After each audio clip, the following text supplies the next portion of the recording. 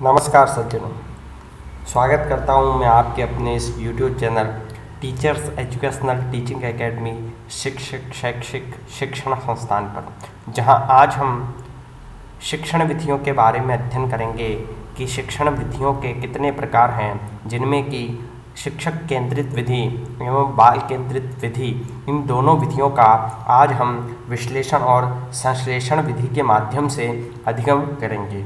सर्वप्रथम शिक्षण विधियाँ, जो कि हमारे शिक्षण के विभिन्न सामान्य एवं विशिष्ट उद्देश्यों से संबंधित होती है, उन शिक्षण विधियों को सामान्य तौर पर दो भागों में बांटा गया है या इनके दो प्रकार होते हैं। प्रथम शिक्षक केंद्रित विधि और द्वितीय विद्यार्थी केंद्रित विधि, या हम शिक्षार्थी केंद्रित विधि भी कह सकते हैं, जिसे हम बाल केंद्रित विधि भी कह सकते हैं।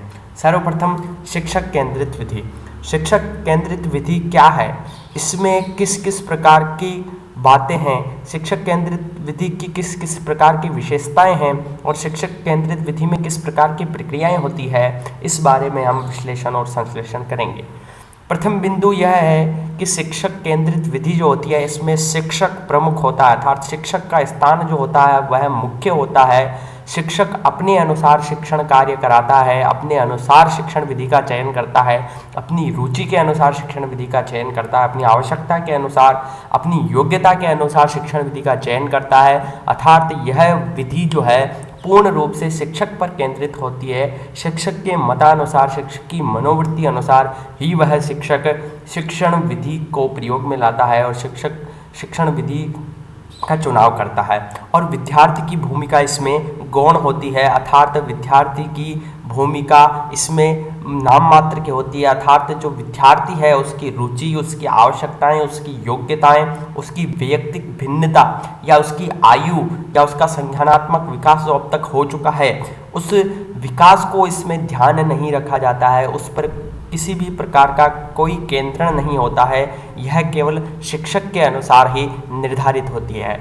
दूसरा जो बिंदु है वह बहुत महत्वपूर्ण बिंदु है, इसमें केवल मौखिक संप्रेषण होता है, अर्थात शिक्षक जो है वह मौखिक रूप से, शाब्दिक रूप से संप्रेषण करता है और जो बालक है, जो शिक्षार्थी है, वह सुनकर उसे केवल आत्मसात करते हैं, अर्थात केवल ज्ञानात्मक उद्देश्य ही इससे पूर्ण हो पाता है। बालक अधिक से अधिक केवल अवबोधात्मक स्तर इसमें संपन्न हो पाएगा, परंतु कौशलात्मक उद्देश्य, अनुप्रयोगात्मक उद्देश्य, अभिवृत्त्यात्मक उद्देश्य और अभिरुचात्मक उद्देश्य, इनकी पूर्ति नहीं हो पाती है, क्योंकि बालक तुलना करना, बालक मूर्त वस्तुओं के साथ किसी भी प्रकार की क्रिया नहीं कर पाता है और वह इस प्रकार से नहीं समझ पाता है। क्यों?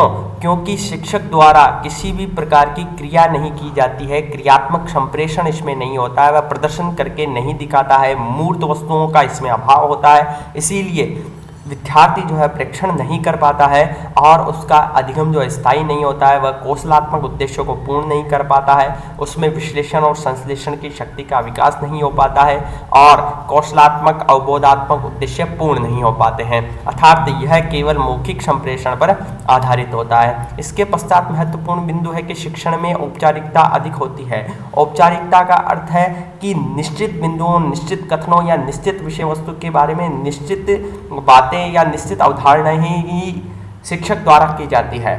शिक्षक द्वारा निश्चित अवधारणाएं बालकों को बताई जाती है और वह अवधारणाएं या वह पद वह अपने आप में आत्मसात कर लेता है, उनको जान लेता है, उनका ज्ञान कर लेता है, परंतु उससे हट करके उससे संबंधित जो नई बातें हैं, नए विचार है, नई सृजनात्मकता है, उनका पोषण नहीं हो पाता, उनको शिक्षक नहीं बता पाता है और शिक्षार्थी भी उस बारे में बातचीत नहीं कर पाते, अपनी सृजनशीलता का विकास नहीं कर पाते हैं। इसलिए इसमें केवल और केवल औपचारिकता मात्र होती है।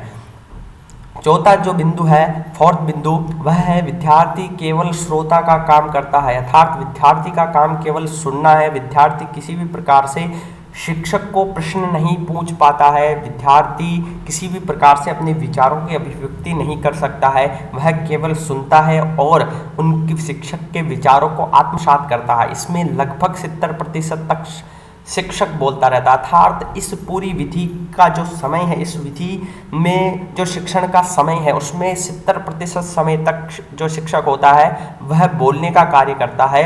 अर्थात जो विद्यार्थी है वह 70% समय तक केवल सुनने का कार्य करते हैं। वह किसी वस्तु मूर्त रूप से देख नहीं सकते हैं, उन पर क्रिया नहीं कर सकते हैं, इसलिए जो अधिगम है वह स्थायी नहीं होता है। अर्थात 70% समय तक शिक्षक बोलता रहता है। जो पांचवा बिंदु है वह है फिफ्थ बिंदु, जो है फिफ्थ पॉइंट इज विद्यार्थी के विचारों और सृजनात्मकता के लिए कोई स्थान नहीं होता। यह सबसे महत्वपूर्ण बिंदु है, क्योंकि विद्यार्थी ने जिस प्रकार से जब शिक्षण कार्य होता है तो विद्यार्थी के मन में कई प्रकार की समस्याएं, कई प्रकार के विचार उत्पन्न होते हैं, और ये नए प्रकार के विचार, नई प्रकार के सृजनशील विचार, इन विचारों का जब पोषण नहीं किया जाता है शिक्षक के द्वारा, जब इन विचारों को प्रतिपुष्टि प्रदान नहीं की जाती है, तो विद्यार्थी जो है उसका आत्मविश्वास और धैर्य खो जाता है और वह पूर्ण अधिगम नहीं कर पाता है। तो यहाँ पर विद्यार्थी किसी भी प्रकार की समस्या को शिक्षक के सामने प्रकट नहीं कर सकता, अभिव्यक्त नहीं कर सकता है, किसी प्रकार के सृजनशील विचार को प्रकट नहीं कर सकता है, शिक्षक से प्रश्न नहीं पूछ सकता है। तो इस प्रकार से यहाँ विद्यार्थी के विचारों, सृजनशीलता या उसकी हम कहीं उसकी योग्यता, उसकी रुचि, आवश्यकता का किसी भी प्रकार से कोई ध्यान नहीं रखा जाता है। इसके पश्चात जो 6 पॉइंट है वह है इसमें स्मृति स्तर पर और पुनः स्मरण पर ध्यान देते हुए विद्यार्थियों को ज्ञानात्मक स्तर का ज्ञान दिया जाता है। ये मैंने आपको पहले ही बता दिया कि इस विधि में ज्ञानात्मक स्तर अर्थात जानने से संबंधित, प्रत्यास्मरण एवं प्रत्याभिज्ञान से संबंधित ज्ञान दिया जाता है, जिससे कि विद्यार्थी केवल उन चीज़ों का स्मरण मात्र कर सकता है, उन चीज़ों को वापस पहचान सकता है। जैसे प्रत्यास्मरण अर्थात वापस जानना, वापस उसको याद करना, और प्रत्याभिज्ञान अर्थात वापस पहचानना, उन चीज़ों को बहुत सारी चीज़ों में से पहचानना। इस प्रकार की 2 प्रकार की क्रियाएँ ही कर पाता है, क्योंकि विद्यार्थी केवल श्रोता का काम करता है, उसमें अवबोधात्मक स्तर का विकास नहीं हो पाता है, वो अवबोध नहीं कर पाता, समझ नहीं पाता है उस विषय वस्तु को, इसीलिए वह केवल प्रत्याभिज्ञान एवं प्रत्यास्मरण कर पाता है।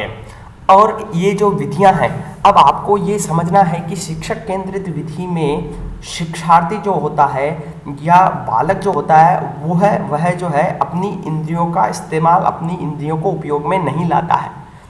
अपनी इंद्रियों में से केवल एक इंद्रिय कान के द्वारा श्रवण करता है। तो जब तक शिक्षार्थी अपनी 5 ज्ञानेंद्रियों के माध्यम से ज्ञान अर्जित नहीं करेगा तो अधिगम स्थायी नहीं होगा। और आप ये समझ लें कि 5 ज्ञानेंद्रियों का प्रयोग जब विद्यार्थी द्वारा होगा और तभी स्थायी अधिगम घटित होगा, और उसे ही हम बाल केंद्रित विधि कहेंगे। जिस विधि में शिक्षार्थी द्वारा 5 ज्ञानेंद्रियों का उपयोग होगा उसी को हम बाल केंद्रित विधि कहेंगे। यदि शिक्षक अपनी 5 ज्ञानेंद्रियों का उपयोग करता है और शिक्षार्थी अपनी 5 ज्ञानेंद्रियों का उपयोग नहीं कर पाता है तो वह शिक्षक केंद्रित विधि होगी। शिक्षक केंद्रित विधियों में व्याख्यान विधि है जिसे हम लेक्चरर मेथड कहते हैं, दूसरी विधि प्रदर्शन विधि है जिसमें शिक्षक प्रदर्शन करके बताता है, और तीसरी विधि व्याख्यान सहित प्रदर्शन अर्थात इसमें व्याख्या भी करता है और प्रदर्शन भी करता है।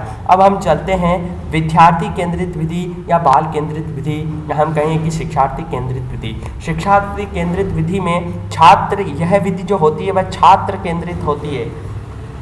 हम जानते हैं कि शिक्षक केंद्रित विधि में शिक्षक की रुचि, शिक्षक की योग्यता, शिक्षक की व्यक्ति विभिन्नता, उसकी आवश्यकताओं के अनुसार वह शिक्षण विधि का चयन करता है, परंतु यह विधि छात्र केंद्रित होती है। इसीलिए छात्र की आवश्यकताओं, छात्र की भूमिकाओं, छात्र की रुचि, छात्र का स्तर, उसकी सृजनात्मकता को ध्यान में रखते हुए, उसकी आयु को ध्यान में रखते हुए शिक्षण विधि का चयन किया जाता है। इसलिए यह विधि छात्र केंद्रित होती है और इस विधि में छात्र अपनी 5 ज्ञानेंद्रियों का प्रयोग करके स्वतंत्रता पूर्वक सीखता है अर्थात अधिगम करता है। आंख, कान, नाक, जीभ एवं त्वचा, इन 5 के माध्यम से वह अधिगम करता है, कुशलता सीखता है, कौशलपूर्ण व्यवहार करता है और अभिवृत्ति। अब इस प्रकार से ये सभी 5 ज्ञानेंद्रियों के माध्यम से जब वह अधिगम करता है तो 5 प्रकार के, सभी प्रकार के विशिष्ट उद्देश्य, ज्ञानात्मक, अवबोधात्मक, अनुप्रयोगात्मक, कौशलात्मक, अब हमारी अभिरुच्यात्मक एवं अभिवृत्त्यात्मक, अनुशंसात्मक, ये सभी प्रकार के उद्देश्य पूर्ण हो जाते हैं क्योंकि बालक स्वयं सक्रिय रूप से उसमें भूमिका निभाता है और अधिगम करता है। अर्थात बालक को क्या माना जाता है? शिक्षण का केंद्र केंद्र माना जाता है। बालक उस पूरी शिक्षण प्रक्रिया का केंद्र होता है जो शिक्षण प्रक्रिया शिक्षक के माध्यम से करवाई जाती है। दूसरा बिंदु कि बालक की आवश्यकता, उसकी रुचि स्तर एवं सृजनात्मकता को ध्यान दिया जाता है। यह हम पढ़ ही चुके हैं कि बालक की आवश्यकताएं क्या है, बालक किस प्रकार का है, बालक की रुचि क्या है, बालक की जिज्ञासाएं क्या है, बालक का स्तर क्या है, उसकी आयु क्या है, उसका संज्ञानात्मक स्तर क्या है, उसका मानसिक स्तर क्या है, उसकी शारीरिक स्तर क्या है, उसका सामाजिक विकास कितना हुआ, उसका सांस्कृतिक विकास कितना, उस हिसाब से इस प्रकार की विधि को उपयोग में लाया जाता है या उसी प्रकार की विधि का चयन किया जाता है। उसकी आवश्यकता क्या है, अर्थात वह विशेष बालक है, वह पिछड़ा बालक है, सृजनशील बालक है, प्रतिभाशाली बालक, इस प्रकार की चीजें ध्यान में रखी जाती है। सृजनात्मकता, यदि बालक सृजनशील है तो उसके अनुसार उसी विधि का प्रयोग किया जाएगा। तो इस प्रकार से ये बालक केंद्रित विधि है।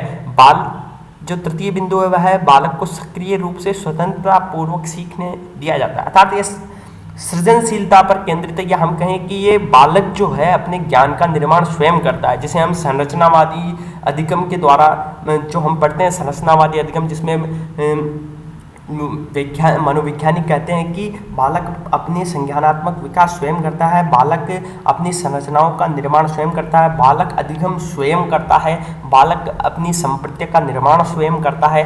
तो ये इसी प्रकार बालक को स्वतंत्रतापूर्वक सीखने दिया जाता है। वह अपने अनुसार अवधारणाओं का निर्माण करता है, अपने अनुसार संज्ञानात्मक विकास करता है। तो इस विधि में बालक सक्रिय रहता है, पांचों ज्ञानेंद्रियों का उपयोग करता है और स्वतंत्रतापूर्वक सीखता है। उसको किसी प्रकार की रोक टोक नहीं होती है, वह अपने अनुसार, अपनी रुचि और आवश्यकता के अनुसार सीखता है और अपनी अवधारणाओं का, अपने संप्रत्यों का निर्माण करता है। निश्चित रूप से वह अवबोध और सभी प्रकार के उद्देश्यों को पूर्ण करता है। इसमें शिक्षक की भूमिका, अब देखिए सबसे महत्वपूर्ण, उसमें शिक्षक की जो भूमिका थी वह शिक्षक केंद्रित थी और शिक्षक ही उस पूरी शिक्षण विधि का ज्ञाता था और शिक्षण विधि को करने में वह महत्वपूर्ण था, मुख्य था। परंतु यहाँ शिक्षक की भूमिका केवल अधिगम परिस्थितियां, या हम कहें कि अधिगम अनुभवों को उत्पन्न करने वाले और मार्गदर्शक की होती है, अर्थात शिक्षक की भूमिका यहाँ अधिगम की जो परिस्थितियां हैं, सीखने के लिए जो परिस्थितियां उत्पन्न करनी है, सीखने के लिए जो योजनाएं बनानी है, सीखने के लिए जो शिक्षण सहायक सामग्री उसे जुटानी है, सीखने के लिए जो उपकरण उसे जुटाने हैं, इस प्रकार की व्यवस्थाएं शिक्षक के द्वारा की जानी है और शिक्षक केवल मार्गदर्शन करता है उनका। बालक अपनी संरचनाओं का, अपनी संज्ञानात्मक संरचनाओं का, अपने संप्रत्यों का निर्माण स्वयं करता है, केवल शिक्षक उनका मार्गदर्शन ही करता है, अर्थात ज्ञान का निर्माण स्वयं बालक ही करता है। यह करके सीखने का सिद्धांत जो मनोवैज्ञानिक सिद्धांत है सीखने का, अधिगम का, कि बालक करके स्वयं सीखता, अपनी पांचों ज्ञानेंद्रिय का प्रयोग करके सीखता है, उस सिद्धांत पर केंद्रित है, क्योंकि इसमें बालक स्वयं अपनी पांचों ज्ञानेंद्रिय का प्रयोग करता है। उसके पश्चात इसमें कौन कौन सी विधियां, इसमें नवीन विधियां अर्थात जो नवाचारी विधियां हैं वह सभी सम्मिलित है, क्योंकि इन विधियों में बालक को महत्वपूर्ण स्थान प्राप्त है, बालक केंद्रित विधि है, इसीलिए इसका प्रयोग किया जाता है। इसमें प्रथम विधि है परियोजना विधि, जिसे प्रोजेक्ट विधि भी कहते हैं। द्वितीय विधि है समस्या समाधान विधि, बालक के समक्ष कोई समस्या प्रस्तुत की जाती है, वह समस्या का समाधान करता है।